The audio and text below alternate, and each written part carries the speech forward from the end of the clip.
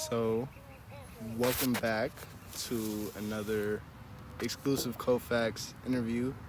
I am here with. Introduce yourself. I like people to introduce themselves. Absolutely. My name's Carynn Rudolph. I'm the founder and chief tactician of Goliath Tactical Firearms Training. I like that wording. I like that wording. Did you come up with that yourself? I did. Yeah, no, I like that. I guess before we get into like the whole business aspect, like where are you from? How did this come about? And so let's start with where are you from? Yeah. I'm originally from Savannah, Georgia. I lived there for like 2 years, but I grew up in Aurora, Colorado. I actually grew up in like North Aurora off of Geneva and Montview my whole life. I come from a military family. That's how we ended up in Colorado. My third generation military. And so I went off, joined the Marine Corps right out of high school. And after I joined the Marine Corps, I started working in an armory when I was on active duty. And that's how I, fell in love with firearms, really and truly. So, yeah. Yeah, and that was going to be like my next question, like what made you get into the military? And since it's a family background, how like everyone in your family, like, so I'm guessing like your parents or one parent was in it and then just kind of like went down. Yeah. Was it like a forced thing? Do you feel like, or was it like, yeah, I want to do this? I wanted to do it. I wanted to do it because I saw Major Payne as a kid, and it was like, oh yeah, I want to be like him. Yeah. But I my dad was Army, my grandfather was Army. I have a twin brother. He also went to the Army. And I was gonna go Army too, but the Marine Corps told me I was really hardcore, so I went the Marine Corps route. What's like the difference Marine between Corps that? is the world's finest branch of service. Oh, yeah, I like that's that. That's just what they tell. That's just what they say. So yeah. I like that. And so, how long were you in the Marine Corps or in the military? 4 years. Mm-hmm. And then after that, it was just like, I know what I want to do now. No. After that, I got out, had kids, right? I was married to another instructor. Actually, he was like one of the first black gun instructors in the state. Oh, wow. Yeah. And we, taught and stuff like that. He also owns his own, like, gun company, like, selling firearms and stuff like that. And so we did that together for a while. And then, like, when we went our separate ways, I wanted to continue doing it on my own. And so, I started my business in 2020, right after, like, we, went our separate ways. And we're still really good friends, He owes me some ammo right now, so, yeah. And how has running the business, like, how has that been for you? It's been good, yeah. Definitely something new.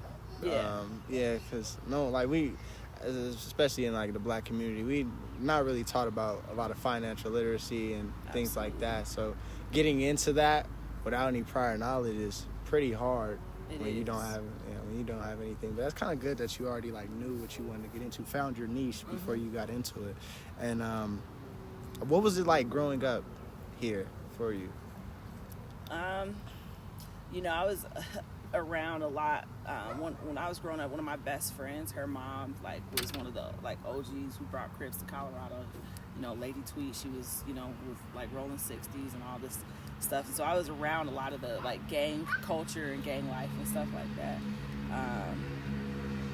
My twin brother, he used to gang bang and all that. Whatever, I wanted to do it too, It was cool, but yeah, so I'd say I was surrounded by a lot of like that environment and stuff like that. I grew up in a single parent household, and so having access to be able to do like different things like play sports and stuff like that really wasn't an option for us, just because I had a younger sibling, and so a lot of times like we were coming home and having to do stuff at home, with the family, because my mom was working a lot. Military provided me this opportunity to be able to go out and like kind of find myself, is what I would say, and so I don't know if that answers your question, but No, it does. Can I tell these kids to? Yeah, go ahead. Y'all, can y'all go play over there?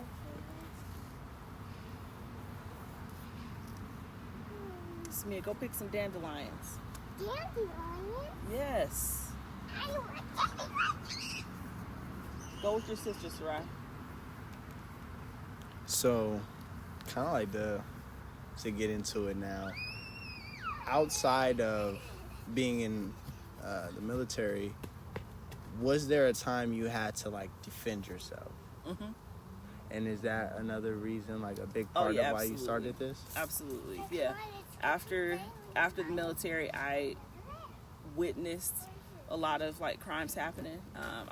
I was actually over here in this area. I was dropping my mom off at home one night, and I saw these like little young kids just hop out of a car and like try to snatch this lady's purse. You know, I remember one time I was big and pregnant with my youngest daughter, and this dude, like I parked in my parking lot, you know, at my house, and some dude comes downstairs and starts banging on my window.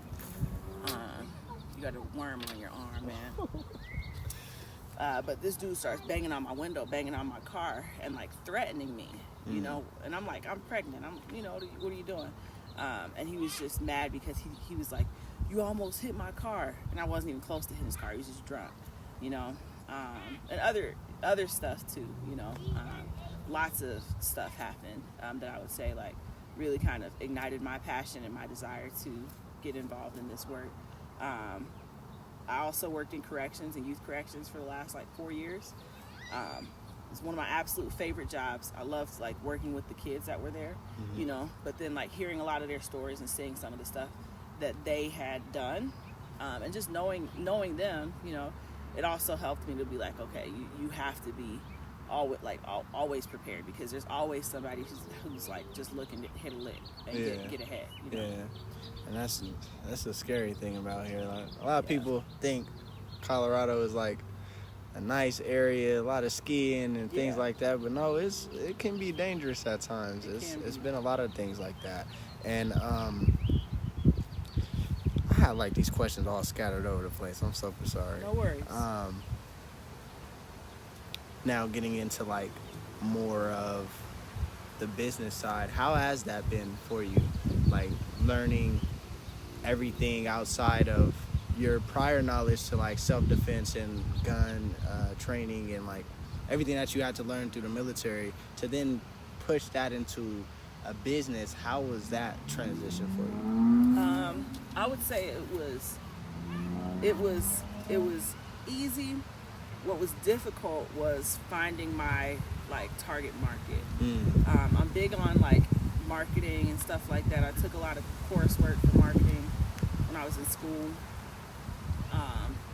and like really finding my niche market was like what my target market was the hardest thing, I'd say, for me. I'm the only like black female instructor in the state of Colorado, only black female veteran instructor. Like, you know, one would think that would be really like cool, but you get a lot of flack from, you know, a lot of other folks for that. And so just trying to find like people who are interested and want to hear more about my experience. You know, I've worked with Firearms closely for over 14 years, and so just really finding people who want to hear about that has been the biggest challenge, I would say. Yeah, it is kind of hard. I'm in the same transition now, trying to figure out my like target audience, who to like really go out to. But I got attention. Like I've seen your work before I actually contacted you, and I think it was from a Facebook ad.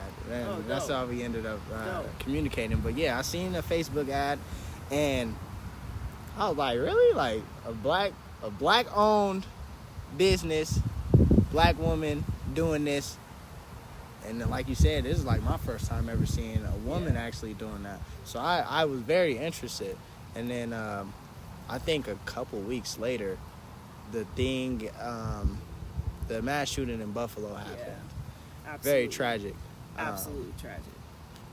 And at that point, I was like, yeah, I need to like educate myself more on this and be prepared for certain situations, because in an instance like that, a lot of people don't know in the state of Colorado, it's mainly like that for a lot of different areas, but Kroger is like a no gun Yeah. zone. Like you Mhm. really can't protect Carry. yourself and yeah, you can't carry. Well, yeah, you Right. can't carry in a Kroger store.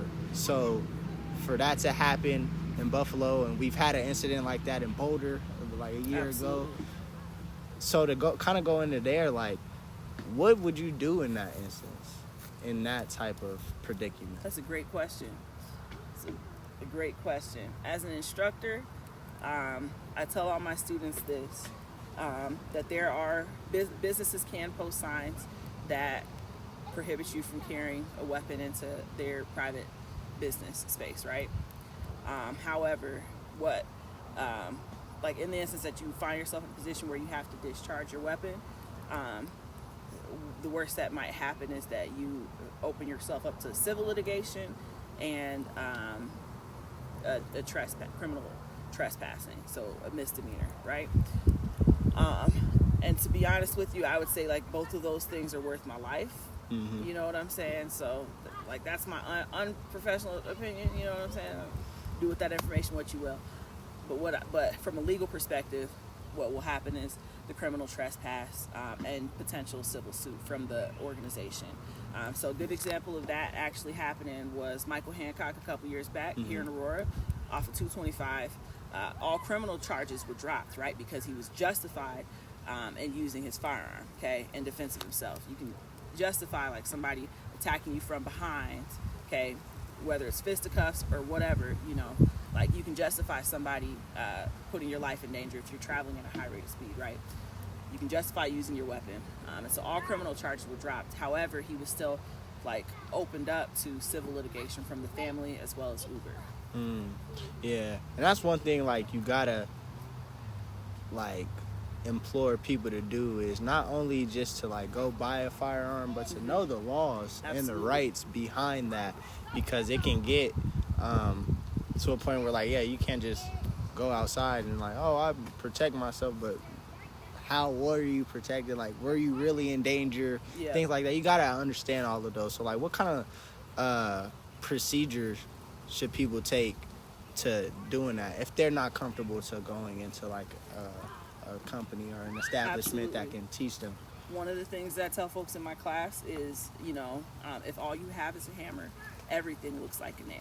Okay, so if all you have to defend yourself is a firearm, everything like that's going to be the only thing that you know have in your toolbox. Right. It's important to fill your toolbox with other like opportunities or other skills, right? So maybe that looks like, you know, making sure that you're equipped with bear spray, pepper spray. Okay, girls, y'all can come over here. Or get out from under the rain. It's kind of rainy over here, but right there looks good. Or okay, yeah, equipping yourself with like pepper spray, a taser, okay, baton, knife. Making sure that you familiarize yourself with things like martial arts. Okay, so learning like jujitsu. Jujitsu is my like what I do, right? But Krav Maga, you know, whatever. Find something. Find other ways to be able to protect and defend yourself in the instance that you're not in danger of death or great bodily harm, or in the instance that you find yourself in a position where you're at a place and you don't feel comfortable carrying into a private distance. Right. And that's good to know. For this rain. Oh no, you're good. That's definitely good to know, because there are people who are afraid to have a firearm, or some aren't even able to have one, like felons. Absolutely. But that does not mean you shouldn't be able to protect yourself. Absolutely. So I was just gonna ask you, like, what other items or weapons should people be carrying to protect themselves if they don't like firearms, or if they can't? Yep. So those are, you know, just a good way to start out with the pepper spray, batons, tasers, yeah, and then of course like learning jujitsu and stuff like that, martial arts, or finding other like self-defense things. Brass knuckles are like illegal in a lot of states and stuff like that, so I wouldn't recommend like getting something like that. But absolutely finding other tools that you can use. You know, keep a bat in your car, you know, Right. something like that. Right. See, yeah, I needed that information. So, what are like the steps of obtaining your carry conceal? Yeah. So you have to attend a state-approved course from an NRA or a USCCA certified instructor. Like myself, there are other instructors as well, but you want to get connected to an instructor first. Attend one of their courses. The courses typically are anywhere between like 2 to 4 hours. Mine is about 2.5 hours for the classroom portion, and then we can schedule a separate like range time where we can go straight to the range. It just kind of depends. After that, you go to your city or county where you live, and you have to complete the application for your concealed carry license, and it's $152.50 in the state of Colorado. I don't know how they came up with that number. That's just what they did. And that's for the initial license. The license is good for 5 years from the date of issue. And then if you like change address or, you know, anything like that, you'll need to renew your license as soon as you do. And can you travel with your current state, or do you have to get one in another state that you're traveling It's to? a good question too. So Colorado's concealed carry license is actually good in 39 other states. There's a reciprocity map that you can look up. It's always changing, but you can go to uscca.com and just like look up the reciprocity. Whatever Okay. states recognize Colorado's license. Definitely got to educate yourself if you're going to get into this. Absolutely. Which is probably another reason why people are scared to do it, because they don't like educating themselves to the full extent to be safe. Because, I actually had a friend who just recently got in trouble, and he like contacted the police during the ambush, I should say. But two individuals like came up to him with a knife, and he had a firearm. I don't believe he had his right to carry conceal. I don't think he had that, but he was in that position, and he felt like he needed to defend himself. So he did that, and he was calling the police in the times that it was happening, but he still ended up getting in trouble. And that was really just due to him not being fully educated on it. Right. People just think, oh, I got a gun. I went to Bass Pro. I got my gun. Yeah. Now I'm like able to do that. And it's like, no, not really. Yeah. So for situations like the thing that happened, the mass shooting that happened in Texas recently, how do you protect your children in that instance if they're in that position? What do you think would be,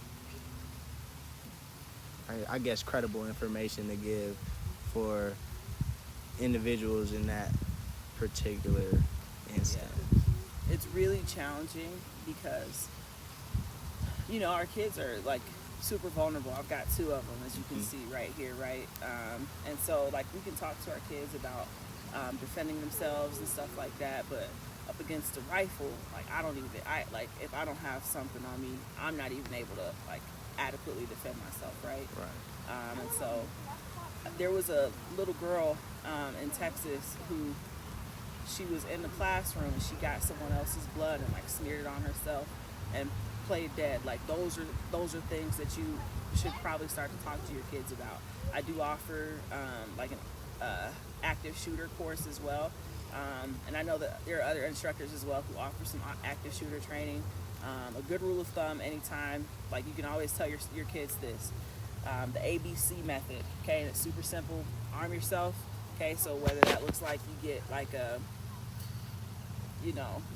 ruler or, something, find something that you can throw, a big textbook, something like that, okay? Barricade if possible, or if fleeing is not like a possibility. And then communicate with the authorities as soon as possible. Okay, so if your kids have like a cell phone or something like that, make sure that they know how to call 911, so that they can call 911 and let 911 know what's going on. But yeah, arming themselves and like trying to fight back if it comes to that situation.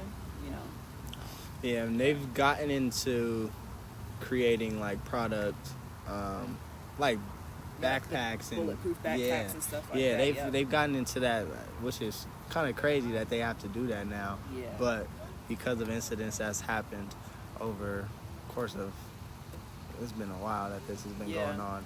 But because of that, now things like that are being implemented for your child's safety. Do you believe in products like that? Yeah, absolutely.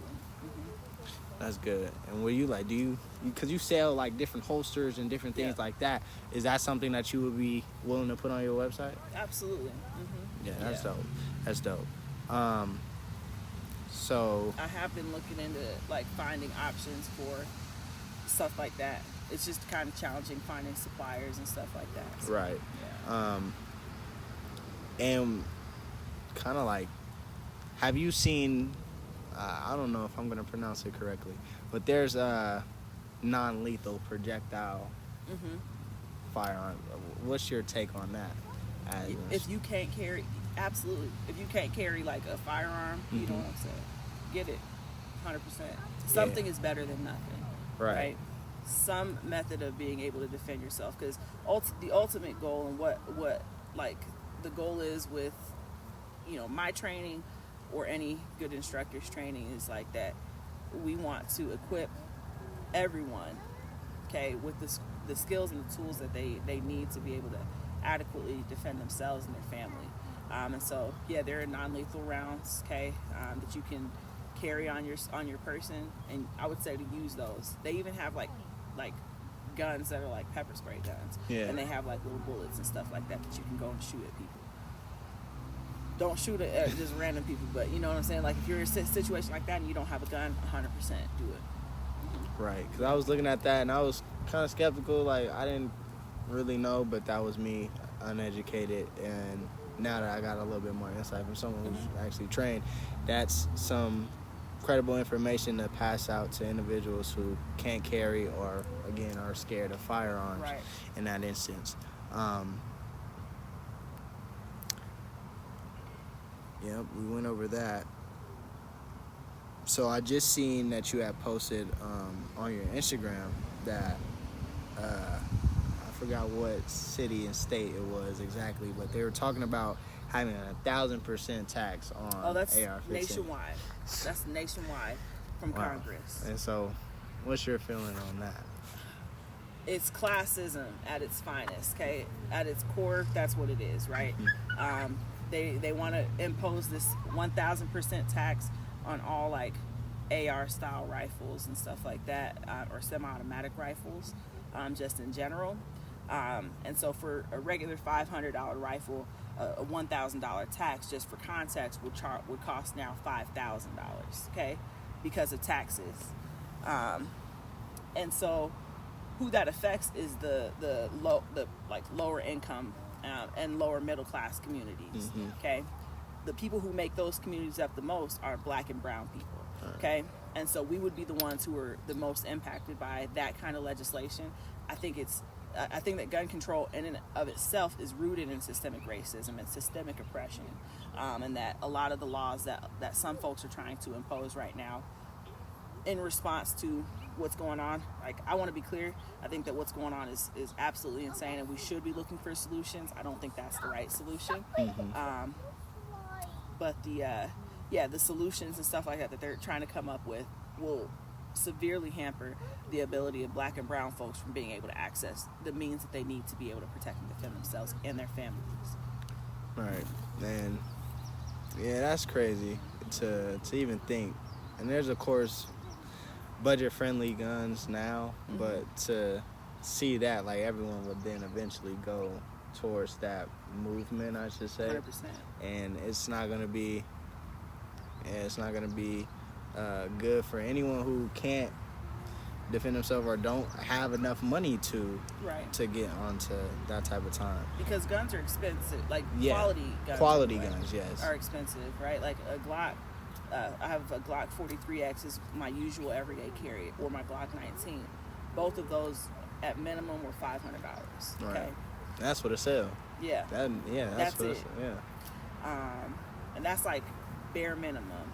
Most of them are more than that. Okay, they're $500 to $600 easily. And so, you know, average everyday citizen how many people do you know are walking around with $500, $600 at their disposal right now? I don't know a lot of people like that. Yeah. I barely even got it. You know what I'm saying? And so like for us to or for legislators to pass like, you know, these kind of bills into place, it's gonna affect us, the everyday citizen. You know. Exactly, and especially because it's like there's more alternatives now than there's ever been. Like, I'm pretty sure you're aware of ghost guns, and like absolutely. You're gonna just make people go into exactly. You're going to force people, and yeah, 100%. Yeah. And that's gonna be off this. I'll have to tell you about that. Like that's real. You know what I'm saying? It's real. Ghost guns are real. Yeah, and they're very accessible. Like a lot more accessible than folks think. A 3D printer costs $200. Yeah. And parts for a weapon is pretty cheap. Pretty cheap. It's not gonna be long. You're gonna be forced. That's what I'm saying. You're gonna force people's hand, and then, like, you know. Gun control at its finest. It's wild how, but they're not thinking of all of that. They're just thinking like, oh, if we make owning a gun a luxury, that's what it's basically seeming like. If we make owning a gun a luxury, then not too many people would have access to having a gun. Right. But it's like, people aren't always getting guns to do damage or cause problems. People buy guns because they enjoy guns, or they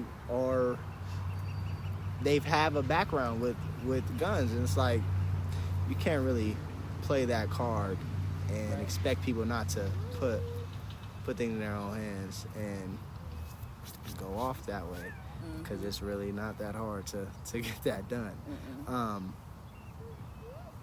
So what was this other question at? Yeah, I was gonna get into that. So what is your EDC, or like what do you recommend for your EDC? I always tell folks, as far as like I don't give out recommendations. I always tell folks go to a range. There's Shooting Doors Buckley, they have Shooting Doors Denver. You know, there's Firing Line here in Aurora. You know, go find a range and shoot a few different guns and see what you shoot the best. Me personally, my everyday carry, like I said, is a Glock 43X or Glock 19, either one of those. My next gun purchase for myself, that's going to be my next like everyday carry, is a SIG P365 XL, because those are really nice. Yeah, so, I like SIG. Yeah. They got some stuff. But you got like a lot of people in the gun community who like bash certain guns that go pew, and it doesn't matter. The objective is for it to go pew. That's so it. You really can't. Oh, I mean, understandably, quality wise, you're not gonna EDC with a high point. It's not gonna happen. It's not. But are you likely to die from one? You very are. So absolutely. Can't really. And truthfully, High Point actually makes really nice, affordable ARs, like really quality ARs. Their pistol game is kind of weak, but they're like. It's a bulky pistol. It's a bulky pistol. That's it. You know, Yeah, it's bulky. It's not it's very cute. It's bulky. not. You're better off throwing that thing. Yep. In certain instances, you're better off throwing it. But yeah, people need to know stuff like that. Like, it doesn't matter what it is. If it goes pew, you can defend yourself in a way.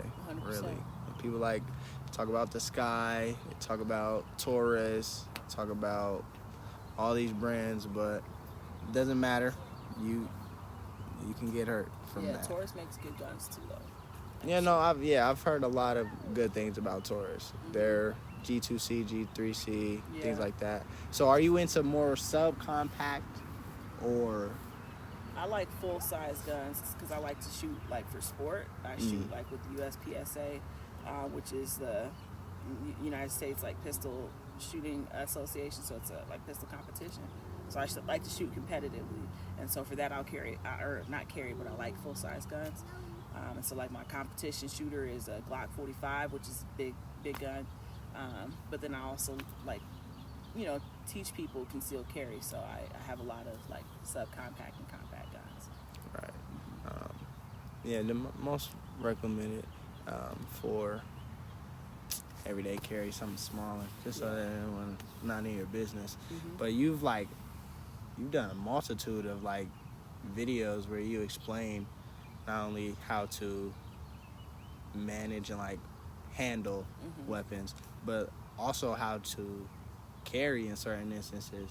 And I didn't even know there was like that many options. You got the ankle, you got the thigh brace, you got the stomach area.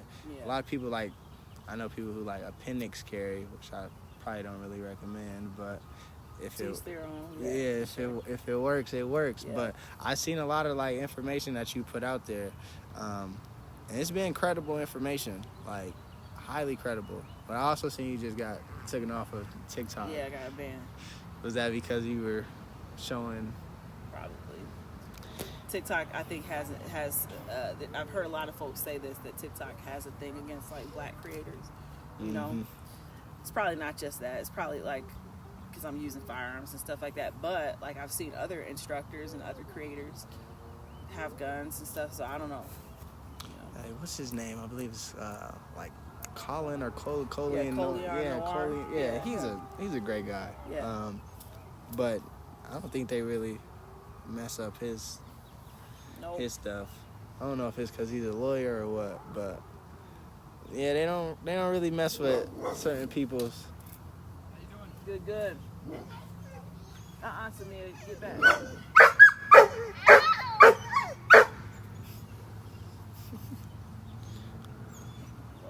So what's been like the trickiest thing of running your business? That too, actually, that's been tricky. Sorry. Chloe, hush. Yeah, just go play. Leave her alone for a little bit. That's been tricky, is learning like different platforms and stuff like that. I'm trying to build my Instagram following because like I've neglected Instagram, I think, a little bit. But some of my TikTok followers are like, you need to push yourself on Instagram because all your stuff would go through on Instagram. So yeah, I think the only platform that really doesn't like bash what you put on there is Twitter. Very wild on Twitter. Twitter is wild. Very wild. But I think they're the only platform that really just doesn't care. I mean, certain things for sure, but as long as it's not highly controversial, you can put anything on Exactly. Twitter. You can put anything. You can put anything on Twitter, which is wild, but Twitter is insane. Yeah. Yeah, that's a wild app. Yeah. But I feel like you've been doing your thing as far as taking classes and learning about marketing and all of that to put yourself in a position to get there. But it is harder because it's not always approved what you're doing. But I support it. Definitely gonna we can talk about some things after this, but definitely want to incorporate a few things from you in my magazine and future promotion as well. I appreciate it. Yeah, people need to know about this and educate themselves. What else do I have for you? Talk about that. So how'd you come up with the name? I used Very to be a unique. pastor. Yeah, I pastored for like 8 years actually, right after I got out of the military. And I wanted to come up with something where it's like the little person like kind of overthrowing like, this evil giant, right? And so, yeah, that's how Goliath Tactical was born. And ever since you've been coming out with a lot of content and been doing your thing, how has like transitioning into, because you got the merch on now, how has like that been for you, learning like all these different avenues for the business? It's been fun. It's been real fun. I enjoy it. Yeah, that's unique, especially because you want to create something outside of just like firearm. Everyone thinks you should only have like firearm, or depending on what your niche is, you should only focus on that. Because I can think of like probably other ideas that you want to get into, which will probably be like creating your own firearm or creating Yeah. bullets or different things like that. I want to get into actually like ammunition is one of the things that I want. That, to get into for sure. yeah, that's something you got to know about, even on the scale of like making your own or like putting your own together. I've seen reloading. reloading your own ammo. That's something that needs to be installed into people, heavily implored, because at times ammo can go for a lot. Yeah. Like a lot. Yeah.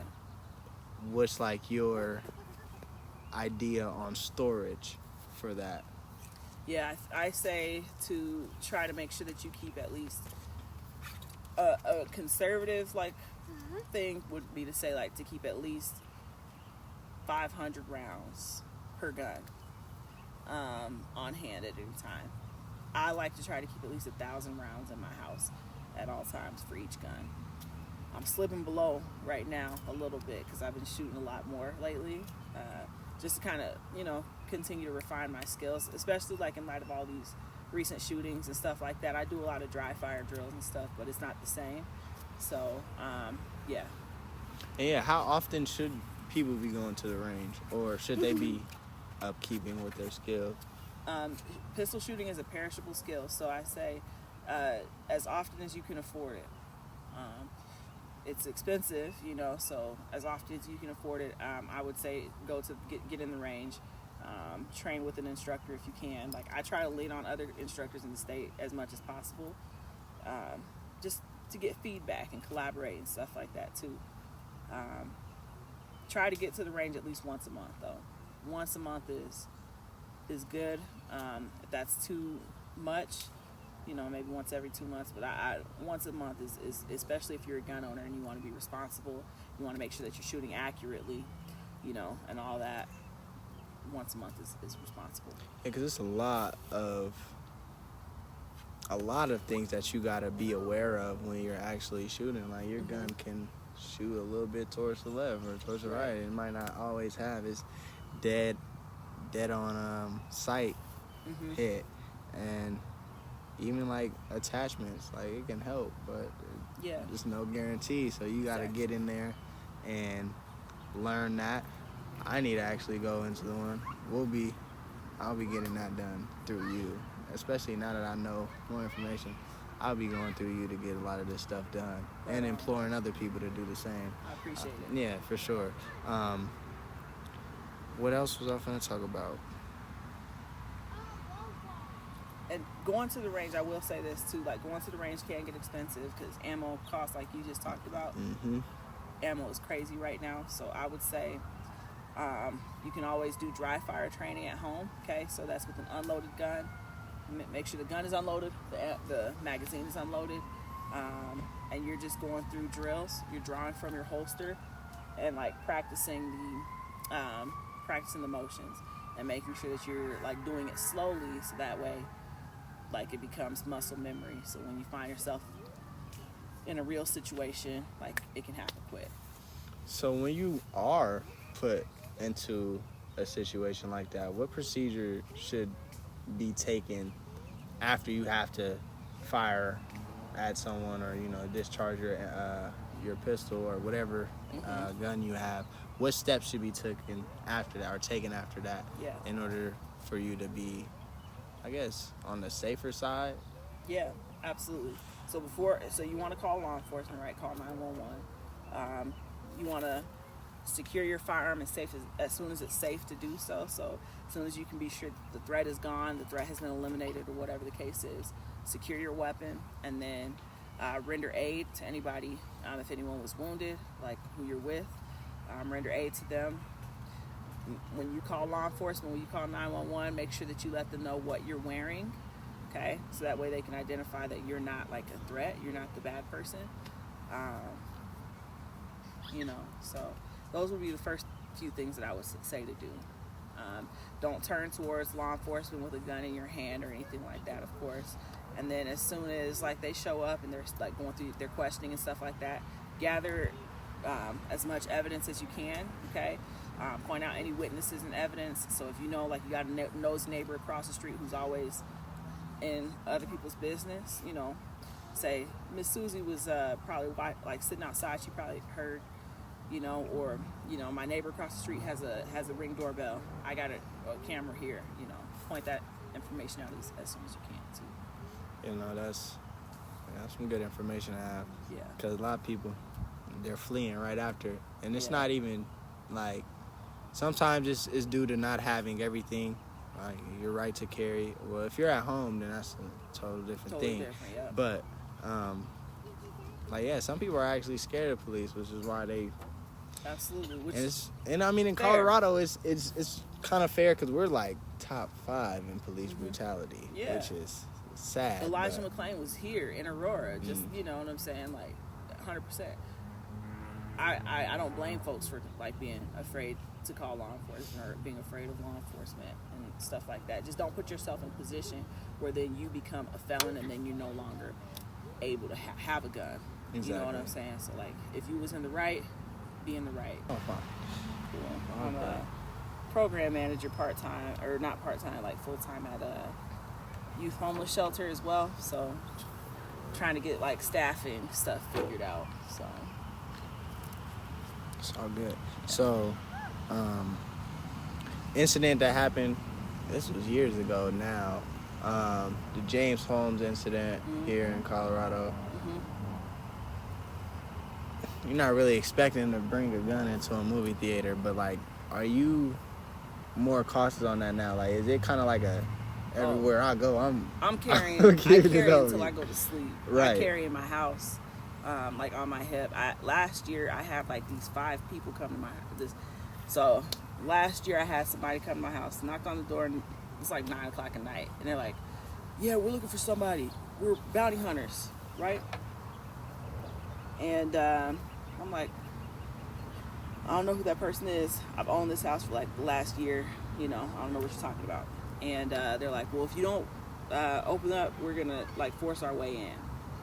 And I'm like, "You're not gonna force your way in." So I had my gun on my hip, you know, and I called my ex because he's also a cop, and like I go downstairs and I answer the door, you know, but they're like talking to me, and I don't even know if these dudes were really bounty hunters, because it just came out the end of last year that there were these people who were impersonating bounty hunters, like going around robbing people, you know. There was a dude at my front door. There's a guy right behind him. There's a guy like down in front of the bushes in front of my house. There's a guy on the side of my house, and there's a guy at my back door.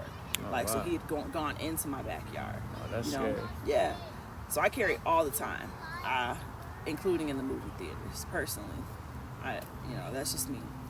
But yeah, man, it's like, especially when you've been in predicaments like that, like you're not gonna want to just sit there and not be aware. But that's one thing that I have like heard people are carrying throughout the house, because sometimes if you're in the living room and the room is all the way down the hall, you might need it like right now. Absolutely. Or you're gonna have to place different guns around the house, which, I mean, some people with children, they can't really do that depending on the access to it. But like, yeah, you're gonna have to carry everywhere almost every day, especially because like just due to the Buffalo shooting, like those people weren't prepared. Like you yeah, he went in there and like slaughtered those people, you know. They had no way to be able to like defend themselves at all. And especially when you're going up against a guy who's like pre-planned this, is premeditated, he's already got the gear and he's focused and then like has a purpose to himself to go eliminate, mainly in that situation. It's back on you, man. It's on your chin now. Oh, you got it. Just proud. There you go. Thank you, G. I'm so sorry, man. This is like the terrible part. No, it's all good. I like doing things different. This is definitely different. This is gonna test me a lot. It's testing me. Yeah. I'm like, you could have gone to my house. You got a mic. So gun modifications, scary thing to see. I don't even know when that's like acceptable. You got things like bump stock on ARs, or now more heavily used are like switches for Glocks and things like that. I don't even know if there's a way to like go up against that, but what is like what would you do in a situation like that when someone is using these modifications to Modification doesn't necessarily mean skill, right? Mm-hmm. So, like when I was in the military, we learned how to shoot. I was one of the last people who learned how to shoot with iron sights at the rifle range. And so there were cycles behind me that shot with like optics. And those people, you know, like you have like some modifications, like they, you know, whatever, but doesn't necessarily mean that they have like better skill and stuff. I learned how to shoot with iron sights from 500 yards and shoot accurately. Like I shot expert on the rifle range my entire time while I was in the military, on rifle range and pistol range. And so I was able to shoot, and there are people who I knew who I've trained at, like since then, you know, who I've like friends of mine from the military who learned how to shoot with like optics, who can't shoot worth a damn, you know. So excuse my language, but you know, having those additions and stuff like that doesn't necessarily mean anything. I always encourage folks to, as soon as you go into like anywhere, okay, and I'm sure you probably see me, like I'm scanning around like constantly, like wherever you go, like you should be looking around. You should be mindful of your surroundings. When you go into a grocery store or something like that, you should identify like cover and concealment points, like where you can hide behind and stuff like that. Okay, Yeah, identify choke points, like where it might get like congested, so that you can like make sure that you have a plan to pivot around it, stuff like that. That way, like you can adequately defend yourself. You know what I'm saying? Like you can know, okay, I'm gonna take cover right here, and then when this person looks over this way, I can boom, boom, boom. Yeah, no, that's one thing you definitely got to do is scan your surroundings or scan your area, because you never know. Like I'm always looking for the nearest exit point. Absolutely. Everywhere, especially in the stores now. Oh yeah, ever since that previous shooting, it was scary when it happened in Boulder, but the one in Buffalo really like it got me. It got especially me because it was like a racial target. It was like I didn't really like that. It was very prejudiced, and I just was so now I'm more like aware than I've ever been, because of those incidents, and it's wild. So you don't have to talk about this. Your gun collection though, what do you recommend for people, like, because I don't think anyone has ever said like enough, like one gun is enough, or like 3 is enough. Some people got like 50 in their collection. It's still not enough. Right. How do you feel about that? Or like, and what do you recommend people should do as far as collecting wise, in like order, or you know? Yeah, that's a good question. That's actually a really good question. I say a good like collection would be 1 revolver, 1 pistol, a shotgun, and some sort of a rifle. Okay, those are the 4 types of firearms that you should have in your collection. Okay, you got the shotgun that can be used like for home defense, okay, or for hunting if that's what you're into too. Okay, you can go turkey hunting with a shotgun. Revolver is a good backup gun to have. It's a good home defense gun as well. And then revolvers are also good, like in the instance that like the government was to ever come and try to take our rights to have like semi-automatic pistols and stuff like that. A revolver is a good gun to have in your background, or in your back pocket. Semi-automatic pistols, that way you can carry something, and you can be ready to go. Okay, TTG. And then of course your rifle. Okay, rifle is just good to have.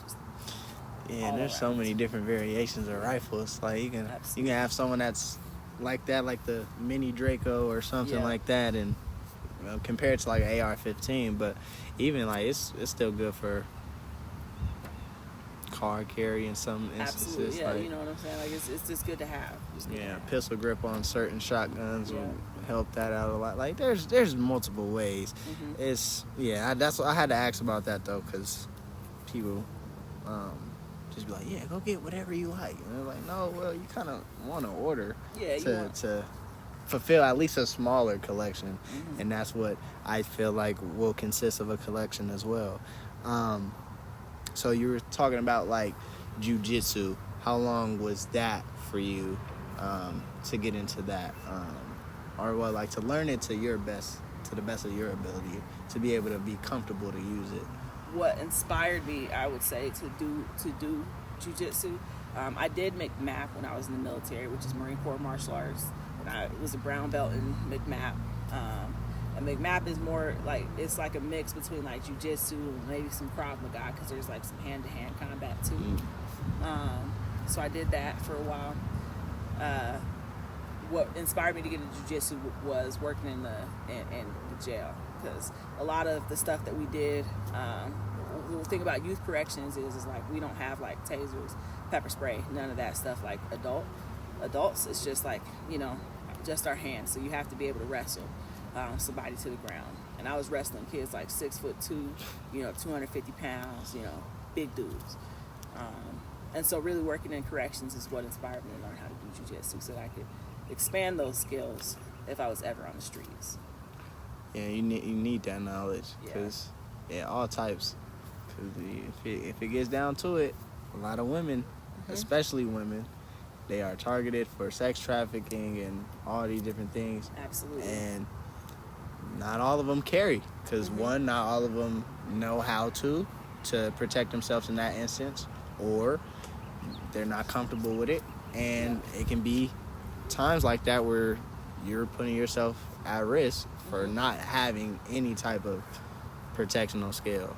Right. Whether it be boxing, jiu-jitsu, martial arts, like you gotta be aware of that. 100%.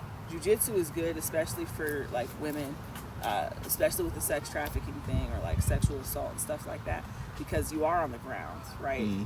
And I think the percentage is like 90% of the fights end up on the ground anyway. Somewhere to 70 to 90% of fights end up on the ground. So jiu-jitsu is good. I always recommend women take those sort of classes. For sure, because that'd be dangerous. So what kind of like brought you into working with the youth? I've worked with youth since I got out of the military. I was a youth pastor for those 7 years. And I like working with kids. Like I mentioned before, when I was a kid, I wanted to like get into gangbanging and stuff like that, because that's the environment that I was surrounded by, right? And so little bug, yep. There you go. Yeah, these little bugs, they everywhere. But I could relate to a lot of these kids, and I think like I know that a lot of the kids like could feel that, you know what I'm saying? Like I miss working in corrections, really and truly. That was honestly the best job I ever had, just because, you know, like I really enjoy working with kids and making a difference. A lot of them just need somebody who like believes in them, you know what I'm saying? And they just need somebody. Like one of my favorite kids was locked up for murder, you know what I'm saying? Absolute favorite kids. And you know, I just wish that there were like more adults who like, you know, was around her. Like she had her parents and stuff like that, you know, but because again, like out here, I think that like a lot of people sleep like on Colorado, you know, and but I think like here, like that, like gang life and gang culture and stuff like that is really like glamorized, you know, and people like want that. And she was one of those kids, and there's so many kids that like want that. They just really need community around them.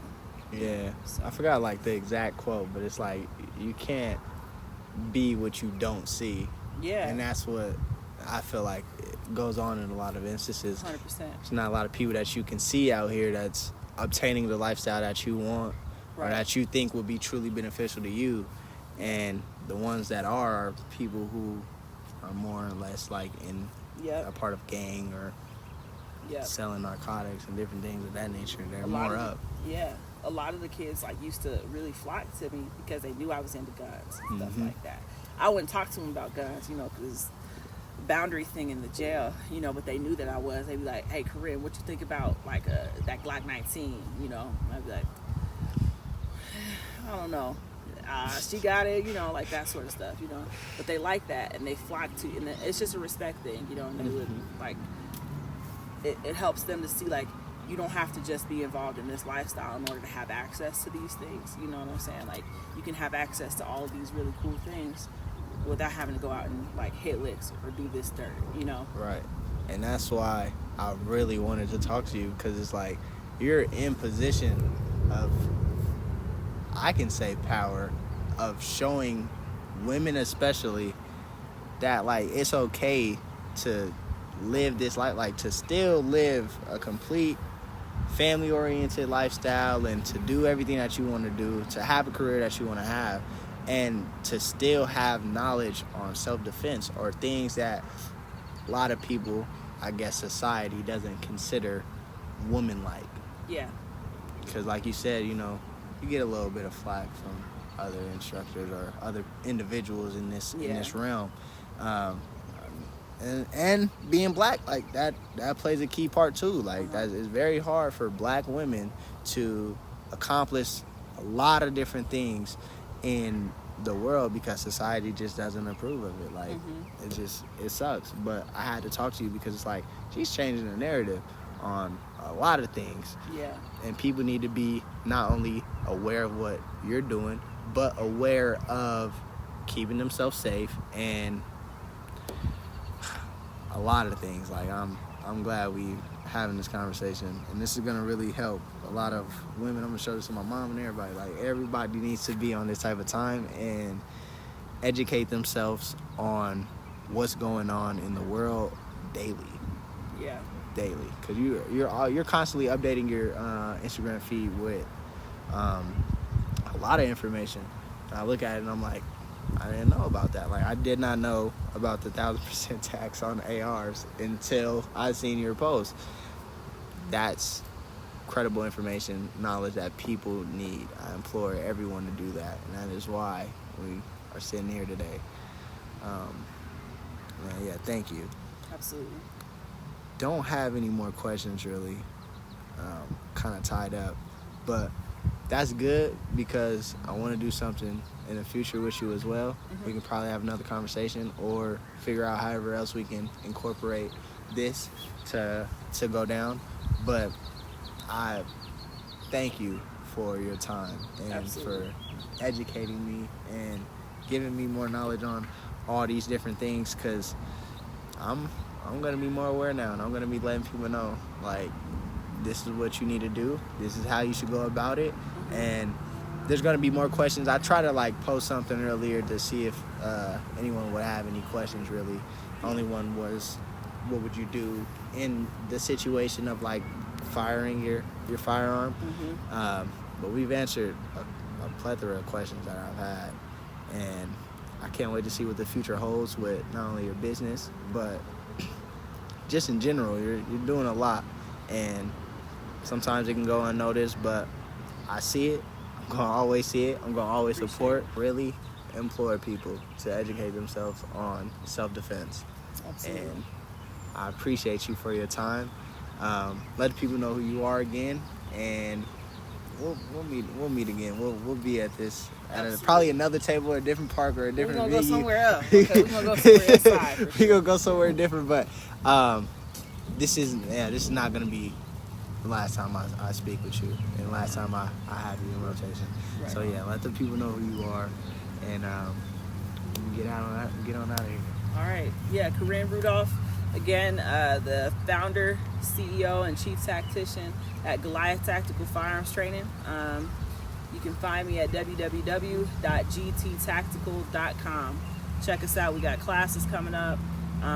Get some gear, get you a t-shirt, get some a holster, something like that. So, yeah. I'll be getting some gear. Cause I was looking at the merch and I was like, oh, this is fine. Man, like, that's a nice shirt. I was so surprised that it turned out like this. I was like, oh yeah. Yeah, that's a nice shirt. I like that. We're gonna figure out a way to get that going. I appreciate you again. Absolutely. It was nice meeting you for the first time. Yes.